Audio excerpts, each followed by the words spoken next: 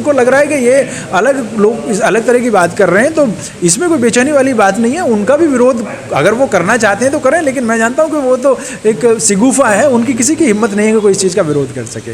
या विरोध तो बड़े पैमाने पर क्या बड़े पैमाने विरोध हो रहा है? जो बाबा साहब की 22 प्रतिज्ञाएं हैं उनका विरोध किया जा रहा है। कौन विरोध कर रहा है भाई? वो एक टीवी पे आके कोई एक उनका कोई भी छोटा सा कारिंदा जो है कुछ बोल दे रहा है, आपको लग रहा है दिल्ली के अरे तो दिल्ली भाई पूरे देश के अंदर जो है 800 सांसद हैं, आप जानते हैं ना, 800 सांसद हैं, उसमें से एक दो व्यक्ति आगे कुछ कह दे रहा तो कौन सी आफत आ रही है किसी की? ऐसा थोड़े ना। बाबा साहब ने 14 अक्टूबर 1956 को जो दीक्षा कार्यक्रम किया है, उस दीक्षा कार्यक्रम की अपनी एक विधि है, हम उसको अपनाएंगे। इसमें हमें ABCD से जाके पूछने की जरूरत थोड़ी ना कि क्या करेंगे। और जो हिंदू देवी देवताओं को गाली दी जा रही है, कौन, हमें क्या लेना देना हिंदू देवी देवताओं से? भाई हमारा उनसे क्या मतलब है? वो उनका अपना मामला है।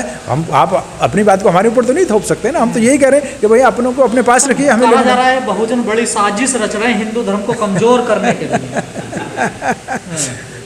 ये इस्लामिक फंडिंग, यहाँ तक भी कहा जा रहा है कि इस्लामिक भाई कोई पता नहीं कौन कह रहा है, आपको कैसा क्यों लग रहा है कि ये कहा जा रहा है, ये कहा जा रहा है? आप उनकी बात को अपने मुंह से कह के इसको मनोज तिवारी यहाँ तक कह रहे हैं कि दंगा कराने की कोशिश है राजेंद्र पाल की है।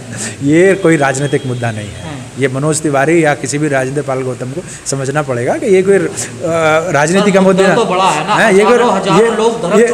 ये कोई राजनीति का मुद्दा नहीं। वही मैं कहना चाह रहा हूँ कि ये राजनीति का मुद्दा नहीं है। देश के लोगों के, खासतौर पे यहाँ का जो बहुजन समाज है, उसके मान सम्मान से जुड़ा हुआ मुद्दा है।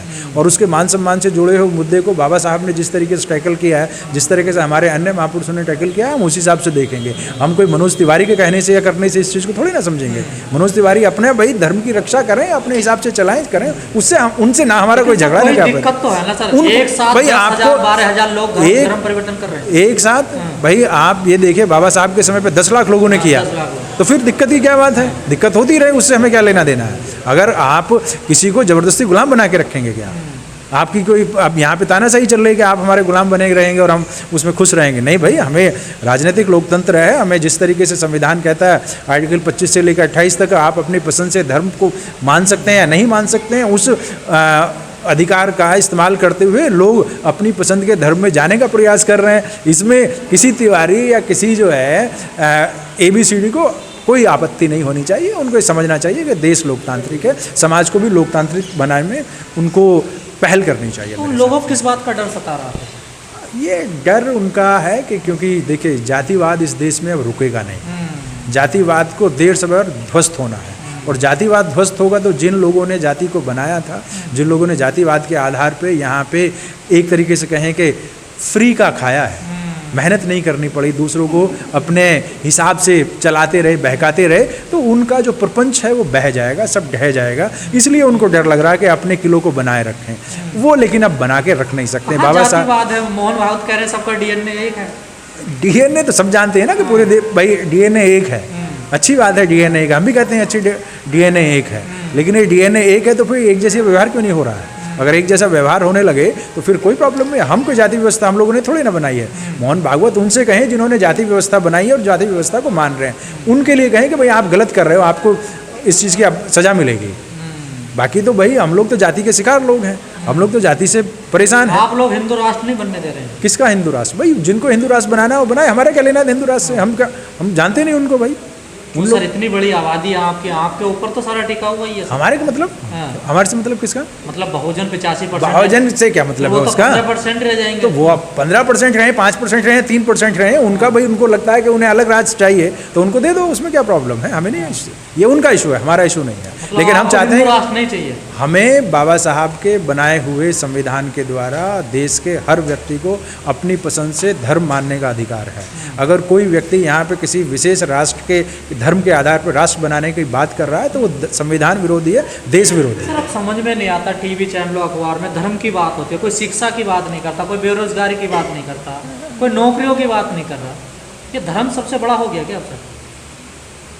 देखिए भाई, हर व्यक्ति अपने हित की बात करता है। जिस व्यक्ति को रोजगार की प्रॉब्लम हो, रोजगार की बात करें। उन लोगों को, जो लोग कर रहे हैं रोजगार की प्रॉब्लम नहीं है, इसलिए वो धर्म की बात कर रहे हैं। तो इसमें आप उन पे क्या आरोप दे रहे हैं? उनकी कोई गलती नहीं है, वो तो अपने हिसाब से, अपने धर्म के अनुसार, अपने कर्म के अनुसार अपना कार्य कर रहे हैं। जो नहीं कर रहे हैं उनकी समस्या, भाई आपको रोटी की प्रॉब्लम है, आप रोटी की समस्या उठाइए, आपको रोजगार की समस्या, आप रोजगार की समस्या, आपको शिक्षा की समस्या, शिक्षा को उठाइए। आप उनसे क्यों उम्मीद कर रहे हैं कि वो आपकी समस्या को उठाएंगे? आप जैसा कोई इंसान आता है, ऐसी आवाज़ उठाता है, उसे जेल में डाल दिया जाता है। भाई हर चीज़ की कीमत है।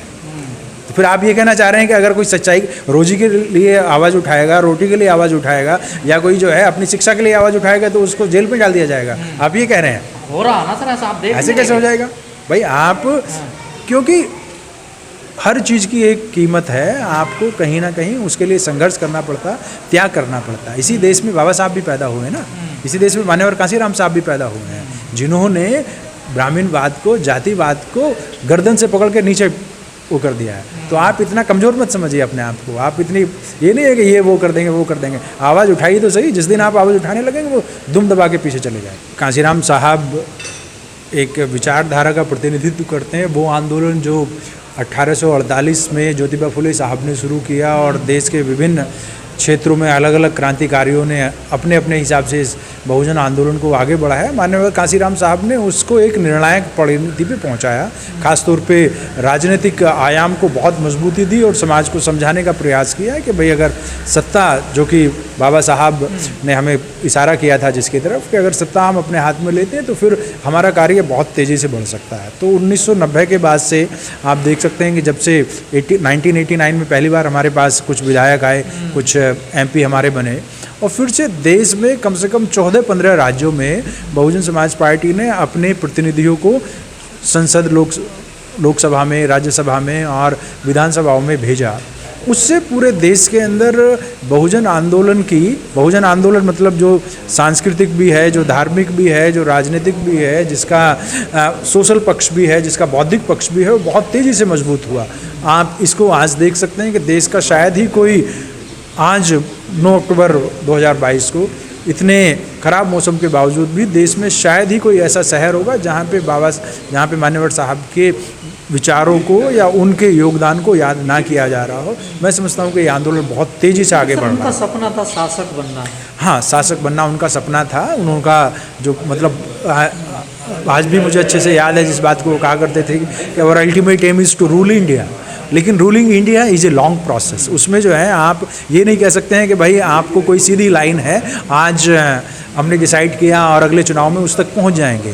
खुद वो कहते थे कि भाई हमारा ये आंदोलन है, इस आंदोलन में कभी राजनीतिक सफलता मिलती है, कभी असफलता मिलती है, और क्योंकि राजनीतिक आंदोलन है तो इसलिए हम खत्म नहीं हो जाते हैं। अगर आंदोलन कमज़ोर हो गया, नहीं, राजनीतिक आंदोलन कमज़ोर इसको इस रूप में नहीं कह सकते हैं कि हमारी जो क्षमता है या हमारी जो ताकत है या हमारा जो महत्व है उसको पहचानने का, उसको मापने का तरीका संसद या विधानसभाओं में हमारी सीट मात्र नहीं है, बल्कि उसको मापने का तरीका ये होगा कि हम लोगों में कितनी जागृति लेके आ पाए हैं, बहुजन आंदोलन को कितने लोगों तक समझा पाए हैं। और अगर इस आकलन, राजनीतिक सफलता भी एक उसका मापदंड है, इसमें कोई शक नहीं है, लेकिन सिर्फ उसके सहारे अगर हम इस आंदोलन को कमज़ोर या ताकतवर समझेंगे तो शायद सही निष्कर्ष पे नहीं पहुँच पाएंगे। सामाजिक आंदोलन भी कमज़ोर हो रहा है ना।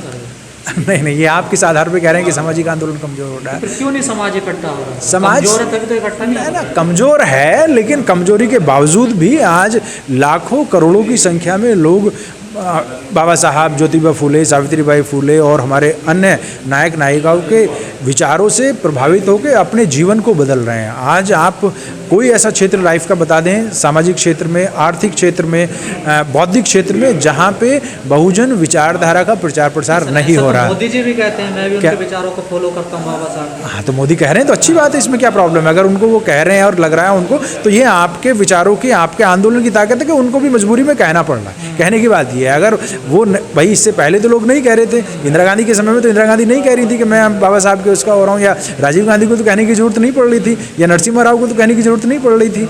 इनको क्यों कहने की जरूरत पड़े? क्यों? क्योंकि आपने अपने आंदोलन के सहारे इतनी गर्मी पैदा कर दी है कि अब किसी का भी काम, चाहे वो संघ वाले लोग हों या कम्युनिस्ट हों या कांग्रेसी हों, किसी का भी काम जो है बाबा साहब के बिना नहीं चल पा रहा। मुझे लगता है कि माननीय कांसीराम साहब के आंदोलन की सफलता को मापने का एक तरीका ये भी है, क्योंकि हम उनके ऊपर नहीं छोड़ सकते कि भाई वो कह रहे हैं तो बात हो जाएगी। हमें अपनी ताकत को, अपनी विचारधारा को अपने हिसाब से लागू करना पड़ेगा। वहाँ पे अभी हमारी थोड़ी कमजोरी है। क्यों? क्योंकि हमारे पास संसाधनों की कमी है, हमारे पास जो है, जैसे आप कह रहे हैं कि एकता की भी कमी है। उस तरह की ताकत अभी नहीं है। लेकिन ये सोचिए कि हमारे पास बौद्धिक चेतना बहुत ज़बरदस्त है, हमारे पास जो है ईमानदारी है, हमारे पास अपनी बात को कहने की सलाहियत इस समय पे है, जिस चीज़ से वो खौफकार हैं, जिस चीज़ से। सर कई आप जैसे बुद्धिजीवी जो लोग हैं इस समाज के, उनका कहना है कि जो मान्यवर साहब का मिशन था, जो नारा था बहुजनों को लेकर साथ करने का, हाँ। और जो उस मिशन की जिम्मेदारी ले रहे हैं वो उससे भटक गए हैं।